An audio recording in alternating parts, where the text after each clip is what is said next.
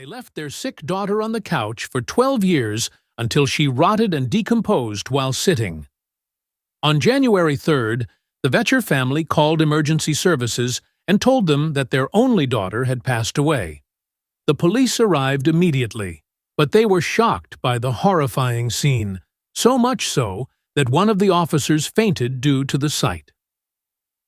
Our story begins with Lacey Vetcher, born on November 5, 1985, in America.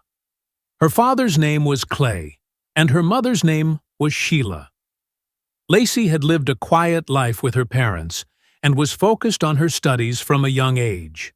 However, when she reached her teenage years, Lacey decided to stay home to continue her studies and work from there. Years passed until 2022. Sheila called emergency services and informed them that her daughter had died. When the police arrived and entered the house, they were shocked by the horrifying scene. They found a body weighing only 32 kilograms, resembling a skeleton, filled with sores and infections. The area around her was filled with feces and urine, as she had been sitting on the couch, relieving herself in the same spot. Her body was infested with insects.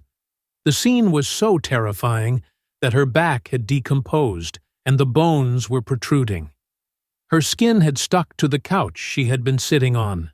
In other words, she had been decomposing on the couch. One of the officers who saw her stated that he couldn't eat for a week because of the horrible smell and her appearance. After examining the scene and the body, forensic examination confirmed that Lacey had been sitting in the same spot for 12 years. The most important question in the story is, where were her parents during all this time? I will shock you and tell you that they were living with her. Imagine living with those smells and watching your daughter die before your eyes without doing anything. The last time Lacey saw a doctor was when she was 16, and by the time she died, she was 36 years old. 20 years without a doctor's visit or any medical diagnosis. She was rotting, dying, and decomposing in front of her parents without them doing anything.